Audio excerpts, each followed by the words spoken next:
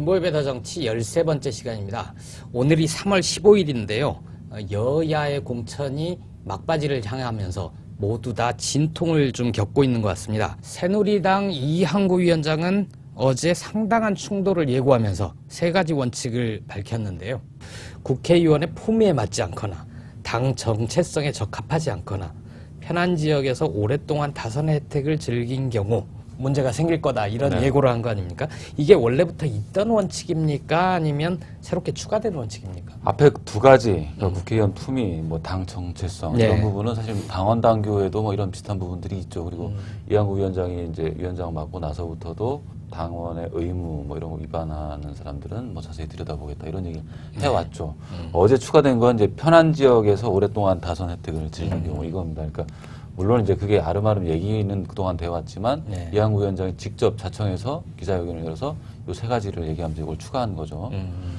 그러니까 이게 이제 시점이 중요한 건데 지금 사실 민감한 지역들만 남았거든요. 새누리당 입장에서 강세 지역, 네. 중요한 곳, 대구, 서울, 강남 뭐 이런 수도권 이런 곳이 남은 시점에서 이렇게 세 가지 얘기한 거는 최소한 3명 이상은 자르겠다는 의지를 각 카테고리별로 하나씩만 최소한 예, 잡아도 예. 그런 의지를 어제 보인 거라고 봐야죠. 편한 지역에서 다선을 즐긴 사람은 이항구 의원 본인 아닌가요? 그런데 이제 본인은 불출마를 했죠. 그래서 뭐 그런 얘기가 지적이 나오면 아마 당연히 그렇게 답변을 할 겁니다. 네. 많은 사람들이 가장 관심 있는 게 이제 당 정체성에 적합하지 않는 자는 응분의 대가를 치를 것이다. 네. 이러면서 얘기한 사람은 대충 다 유승민 의원으로 꼽히지 않습니까? 제가 어제 뭐 한 10명, 20명 당 의원이나 뭐 저 당직자 또 현 출마자들 물어보면 다 100면 100, 아, 이건 유승민 얘기다. 네. 우리 생각과 똑같은 거죠. 그러니까 청와대 의중이 강하기 때문에 박근혜 대통령의 의중 아마 다른 지역구 253곳 가운데 다른 데 다 포기해도 아마 이 대구 동을만큼은 포기 안 할 겁니다. 박 대통령이. 그래서 네. 현재로서는 한 99% 정도 컷오프가 예상이 되고 있는 상황이죠. 네. 그 당위로는 조금 짚지 않을 수가 없는데요. 당 정체성에 맞지 않는 사람 그러는데 좀 정직해야 되는 거 아닌가요? 그 정체성이라는 게 박근혜 대통령에 대한 충성심을 얘기하는 것 같은데요. 이 유승민 의원이 원내대표 연설에서 증세 없는 복지는 허구다. 또 중부담, 중복지 이런 얘기를 했는데 그 정책 기조는 박근혜 대통령의 2012년 대통령 선거 공약인 경제민주화의 핵심 내용으로 전 이해하고 있고요. 박근혜 대통령의 대선 공약에도 증세 없는 복지를 위해서 최선을 다해보고 정 안 되면 국민들한테 양해를 구해서 증세를 할 수도 있는 네. 걸로 공약집에 이미 담아놨습니다. 그 얘기를 똑같이 했는데 그런 유승민 의원 보고 정체성에 맞지 않는다. 그러면 과거의 박근혜 대통령이 지금 박근혜 대통령하고 정체성이 안 맞는다는 얘기인가요? 뭐 한반도 신뢰 프로세스도 마찬가지고요. 근데 그런 부분은 어떤 그 현실적으로 우리가 예측하는 거하고 별개로 당위론 차원에서는 좀 말이 안 되는 얘기라는 점은 좀 분명히 말이 안 되는 얘기죠. 짚어줄 필요가 있는 것 같습니다. 대통령 공약 말씀하셨는데 그 새누리당 당원 당규 강령을 먼저 보면 이런 얘기 있어요. 국민 행복, 성장과 복지를 함께한다. 네. 또 공정한 시장 경제, 유연하고 적극적인 대북 정책. 이거 뭐 더불어민주당이라고 해도 전혀 손색이 없는 그런 공약이거든요. 작년 4월에 유승민 원내대표가 국회 교섭단체 대표 연설할 때 성장과 복지가 함께 가야 된다. 양극화 해소, 따뜻한 공동체, 또 합의의 정치, 또 심지어 공무원 연금 개혁도 해야 된다고 열심히 나서서 얘기했어요. 근데 다만 이제 거기서 이제 그 뭐 사회적 경제를 주장한다 할지 재벌 개혁 이런 거 좀 강조하고 아까 말한 뭐 증세 없는 복지는 허구다.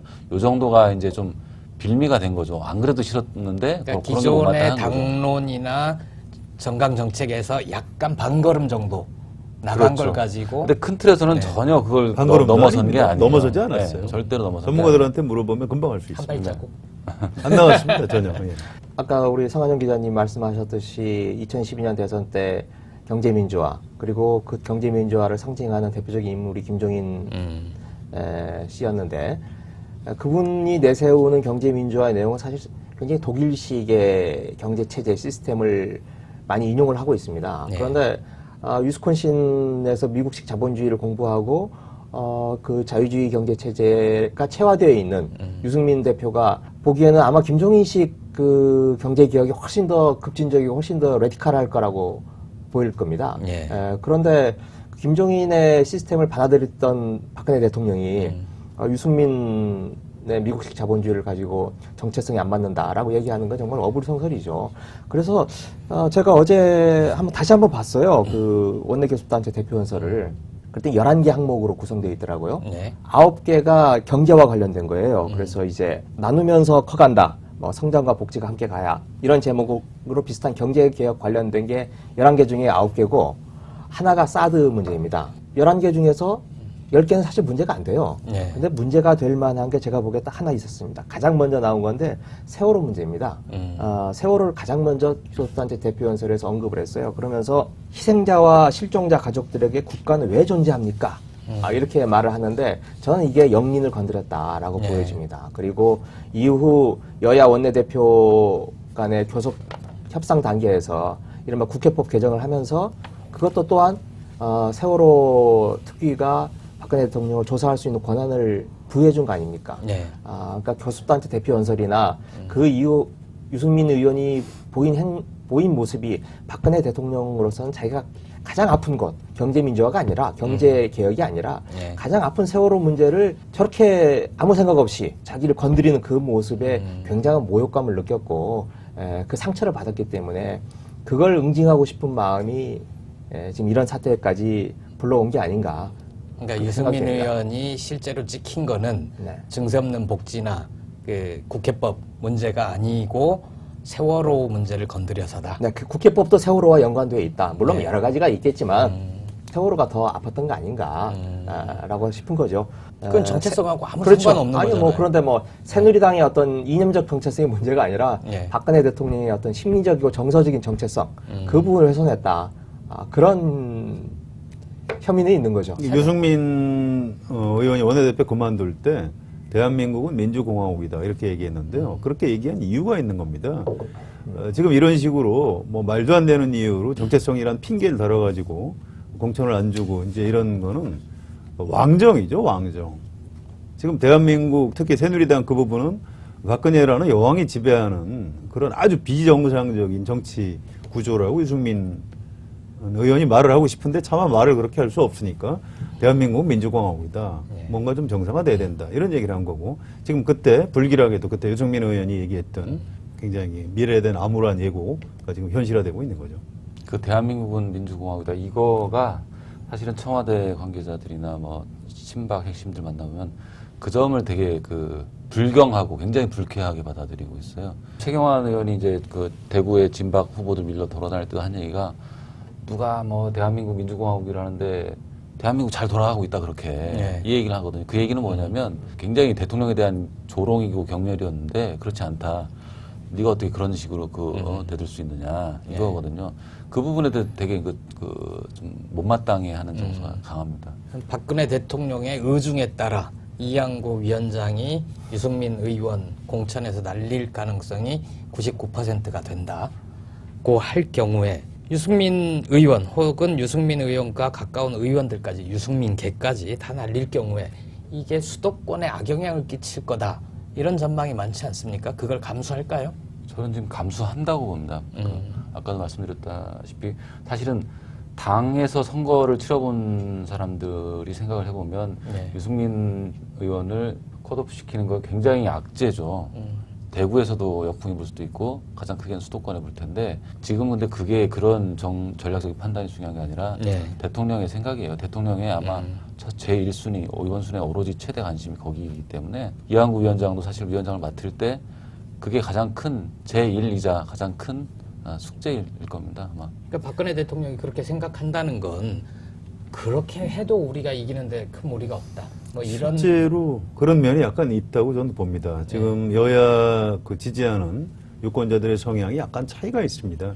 야당 지지자들은 대체로 이제 명분을 좀 중시하는 측면이 있고요. 그래서 그전에 이제 김용민 후보 막말 파문 이런 게 있을 때 막 떨어져 나갑니다. 어떻게 네. 저런 말을 할 수 있나 그러고. 그런데 반면에 여당 지지층은 상대적으로 꼭 그런 건 아닙니다만 상대적으로 좀 고연령층 그리고 이제 자영업자 그래서 어떤 그 명분보다는 먹고 사는 문제 어떤 실질적인 이해관계 이런 쪽에 좀 충실한 성향이 있는 것 같고요. 그래서 이제 윤상현 의원 같은 경우에 이제 막말을 해도 뭐 저런 사람이 있어도 그냥 공천 안 주면 뭐 깨끗하게 아마 잊어버릴 겁니다. 며칠 있으면. 그래서 여야 이제 선거를 앞두고 지지층의 성향이 약간 다르고요. 그런 부분을 선거의 여왕인 박근혜 대통령이나 또 새누리당 선거의 귀신들이 아주 정확하고 교활하게 잘 파악하고 있는 것 같다. 저는 그렇게 봅니다. 윤상현 의원 말씀하셨으니까 유승민 의원을 날리면서 윤상현을 같이 끼워 판다. 뭐 이런 얘기도 있지 않습니까? 컷오프가 주는 그 정치적 의미나 파장이 전혀 이게 등가로 대비할 수가 없는 그렇죠. 사안이죠. 네. 그런데 친박계 내에서도 반기는 측면이 있는 게 윤상현 사태를 하나 자기들이 뭐 안 그래도 뭔가 하나 팔 하나 자르는 네. 모습을 더 보이면서 나머지 비박들을 쳐내야 되는데 터진 거예요, 이 사태가. 그래서 내부에서는 내심 뭐 잘 됐다고 네. 이렇게 하는 분위기가 있어요. 그래도 뭐 윤상현도 날렸네라고 하는 정도, 자기들의 좀 어느 좀 위안은 좀 삼을 수 있는 그 정도 수준이 되겠죠. 네.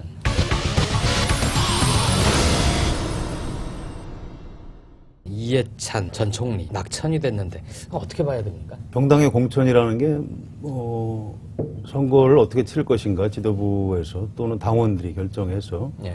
그 결과에 대한 책임을 지는 겁니다. 그런데 이해찬 전 총리에 대해서 자꾸 이제 좀 보수 성향 언론, 친여 성향 언론에서 친노 좌장이다 예. 이렇게 표현을 하는데 실제로 당내에서 이렇게 보면 이해찬 전 총리가 친노 좌장인지 잘 모르겠어요.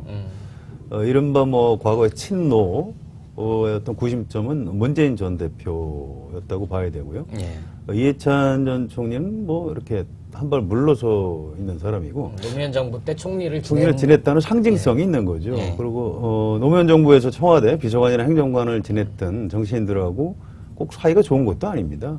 그래서 자꾸 이제 친노 좌장해서 친노 자체를 악마화하는 예. 그런 프레임에다가 이제 가두고 이번 공천을 바라보는 건 옳지 않다고 생각하고요. 좌장이면 이렇게 이른바 여러 친노라는 사람이 의원들 쫙 모여놓고 예, 뭐 모일 때 얘기도 하고 지시도 하고 뭐 이래야 되는 거 아니에요? 그런 사람이 좌장이죠. 근데 예. 저는 그런 장면 한 번도 본 적이 없고요. 그런 장면이 있다는 소리도 듣지 못했습니다. 예. 그래서 그런 표현을 쓰지 않는 게 옳을 것 같고요. 이해찬 전 총리 쪽에서는 어제 그런 얘기까지 나오지 않았습니까? 1988년 13대 총선 당시 김종인 후보와 겨뤄서 이겼던 그런 구원, 사감, 그게 작용한 거 아니냐 이런 얘기도 나왔는데 그건 좀 설득력이 있습니까? 뭐 사람이니까 그런 게 없다고 할 수 있겠습니까? 그렇지만 바로 그것 때문에 물갈이를 했다 이렇게 보는 건 좀 어려울 것 같고요. 네. 마치 물갈이를 하고 보니까 과거에 그렇게 구원이 있는 사람이었다. 그래서 이제 뒷말이 나오는 그런 정도겠죠. 김종인 비대위원장은 정무적 판단이다. 되게 단언을 하고 더 설명을 하지 않았는데요. 우리가 짐작해 볼 수 있는 정무적 판단 뭐가 있을까요? 저는 정무적 판단을 못했다고 생각을 합니다. 이해찬 총리를 낙마시킨 이유가 예. 다선 의원 이 차원을 넘어서서 이른바 친노 운동권 예. 네, 상징이라고 할 수 있지 않겠습니까? 이른바 보수 언론의 그 프레임에 갇혀 있는 건데요. 예. 그 친노 운동권의 프레임에 갇혀 있는 상태에서 탈출할 수 있는 방법은 제가 보기엔 두 가지가 있습니다. 하나는 정면 대응해서 예. 이 친노 운동권 이 프레임을 아예 부정하면서 나가는 방법이 하나가 있고 두 번째 방법은 현실을 인정을 하고 어떤 희생양, 재물을 바치는 방법 이 두 가지가 있습니다. 그 두 가지 중에서 저는 이제 두 번째 방법을 택했다고 생각하는데 재물을 바치는 제주죠. 예. 제주의 태도와 방침 이게 굉장히 중요하다고 생각을 합니다. 정무적 판단이라고 한다면 이번에 희생양을 바침으로 인해서 추후 총선 이후 대선 때까지 이 친노 프레임이라는 걸 더 이상 작동하지 못하도록 무력화시키는 어떤 더 큰 정무적 판단이 있어야 되는데 그러기 위해서는 지지자들 향해서 이거 읍참마속이다. 보수 언론 또는 새누리당의 어떤 프레임에 우리가 갇혀서 어쩔 수 없이 이번에 이런 희생을 치르지만 이 아픔을 딛고 넘어가자라고 하는 그런 좀 겸손하고 지지자들을 향해서 호소하는 그런 모습 또는 어떤 중도층을 향해서 더 이상 이 문제를 가지고 시비를 걸지 말라라고 하는 어떤 그런 이 정무적인 절차 고려가 있어야 말하자면 이 희생의 대가나 이 재물로 바쳐지는 사람들의 수긍하고 그 다음을 넘어갈 수 있는 단계가 있을 것 같은데 그냥 정무적 판단이다라고 한마디 그냥 해버린다든지 오늘 아침에 홍창선 공관위원장 같은 경우에는 이번에 탈락한 사람들이 산에 올라가서 숨 한번 크게 쉬고 생각해보면 떨어진 이유를 알 거다. 이런 식의 그런 오만한 태도는 지지자들에게도 좋지 않고 그리고 과연 이번 총선으로 과연 이 친노 운동권의 프레임을 극복할 수 있느냐. 그전 극복이 안 된다고 생각하는 겁니다. 그러니까 굳이 조금 긍정적인 면을 봐주자면 아무튼 그동안 야당의 대표 또 야당의 지도부가 리더십이 허약하다. 예. 이게 이제 약점이었는데 뭔가를 좀 과감하게 보여줬다. 이런 정도는 평가를 할 수 있는데요.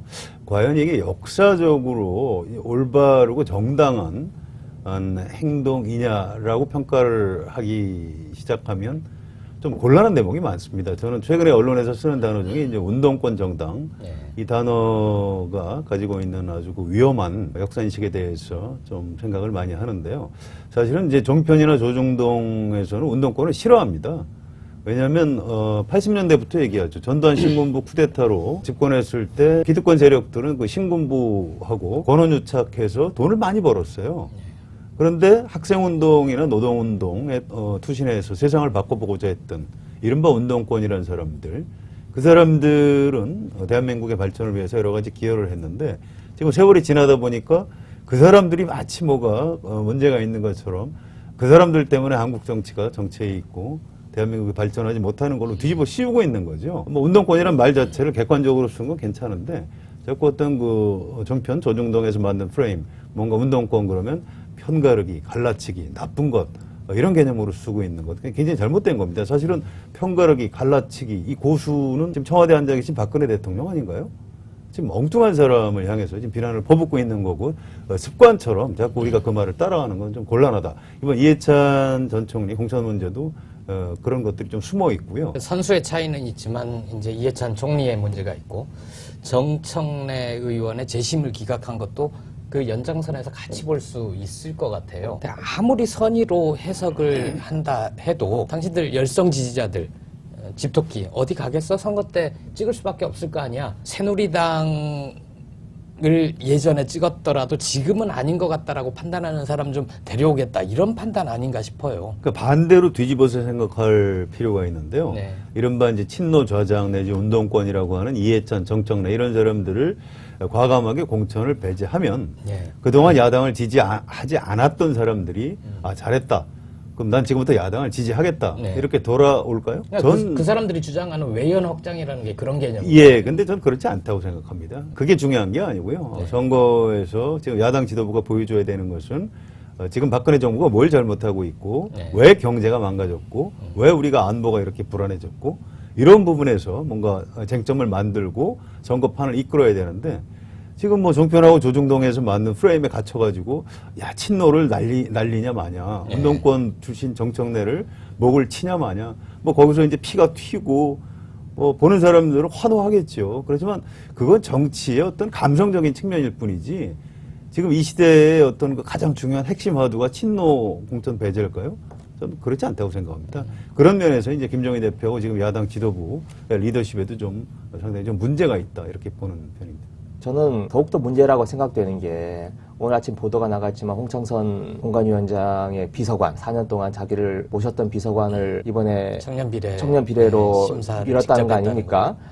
그것뿐만 아니라 지금 김종인 대표는 이번 비례로 들어올 게 지금 거의 뭐 기정사실로 지금 굳어져 있고요.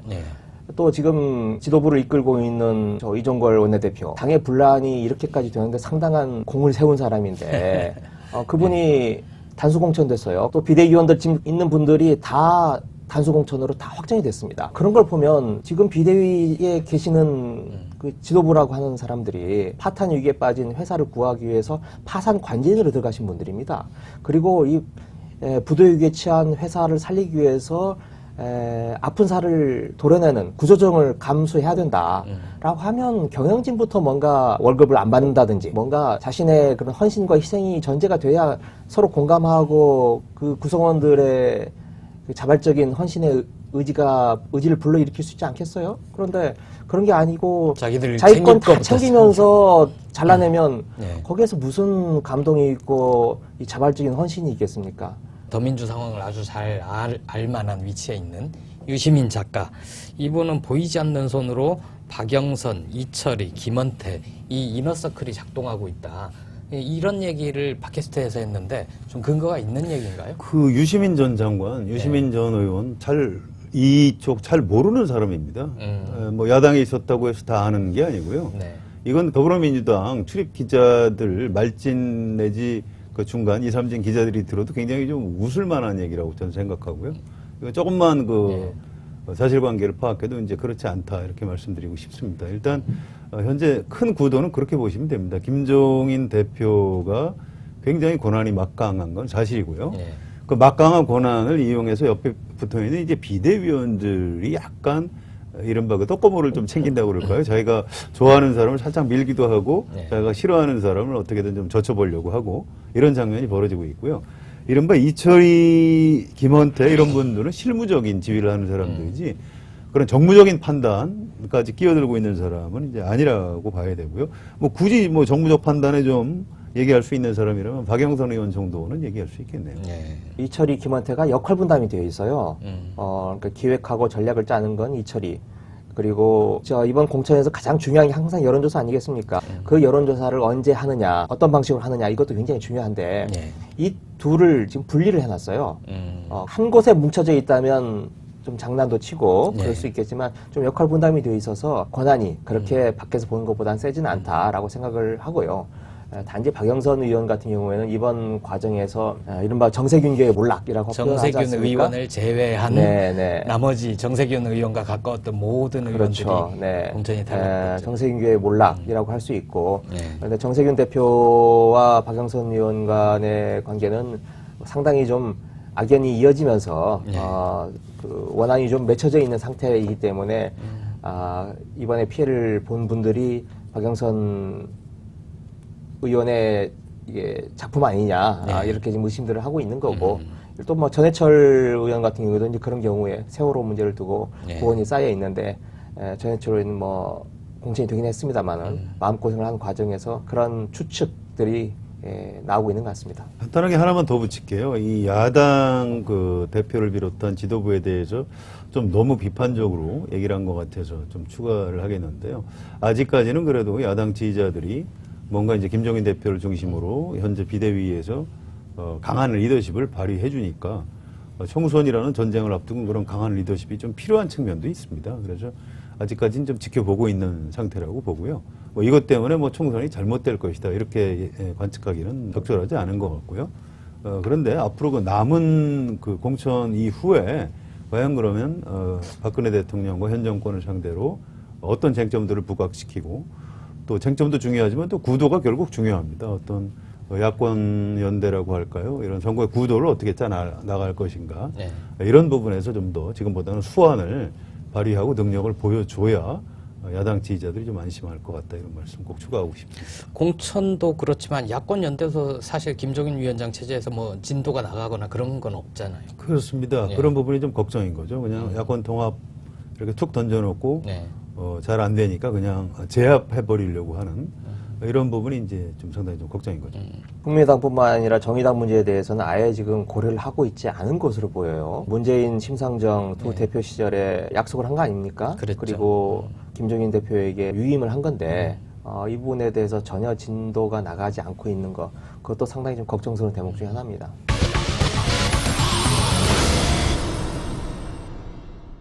다른 정당도 좀 짚어봐야 될 것 같은데요. 국민의당은 천정배 공동대표, 김한길 선대위원장은 야권 연대를 해야 된다. 굉장히 강도 높게 안철수 대표를 압박을 했었는데 이 두 분의 거치는 어떻게 되는 겁니까?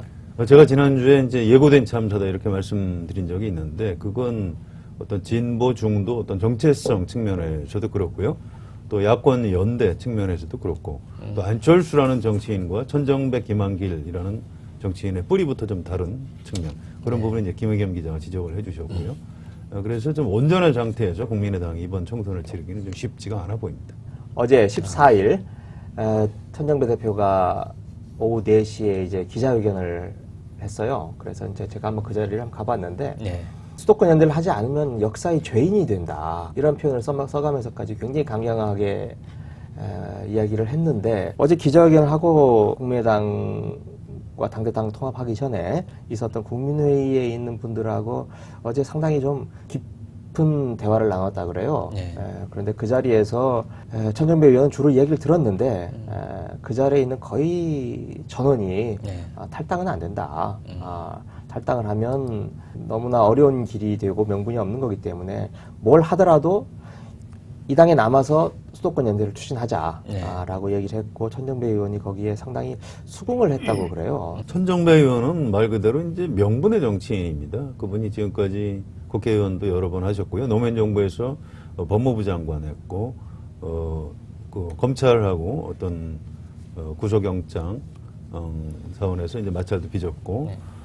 민변 변호사 오래 했고, 시국사범들 변론도 오래 하셨고, 뭐 이런 분이 눈앞에 보이는 야권 연대를 안 하면은 지금 야권이 참패하게 돼 있는 이런 상황에서 그대로 그냥 남아 있기는 좀 불가능할 것 같습니다. 네, 그런 측면도 있는데 당장 오늘 탈당은 아니겠지만 이후에도 계속 이 문제 수도권 연대 문제는 계속적으로 불씨가 꺼지지 않은 채로 가는 거 아니겠는가 싶습니다. 김한길 의원은 결이 좀 달라 보이던데요. 김한길 의원은 자신이 시도했던 그런 게 실패했다라고 자인까지 하지 않았습니까? 김한길 의원은 탈당 후 복당하는 거 아니냐 이런 전망이 더 많던데요. 글쎄요, 복당을 할까요? 이미 그 더불어민주당에서 그 지역 공천까지 했고요. 네. 제가 보기에는 이제 불출마 선언하고 정치를 그냥 그만두는 방법이 하나 있고요. 또 여기서 국회의원이 아니더라도 정권 교체를 위해서 다음 2017년 대통령 선거에서 뭔가 내가 열심히 네. 노력해서 정권 교체 기여하겠다. 뭐 이렇게 접어주는 수순, 뭐 이런 것들이 현실적으로 가능할 것 같습니다. 네, 좀 더 지켜봐야 될 것 같고요. 김보엽의 더 정치 13번째 시간은 여기까지입니다. 네, 고맙습니다.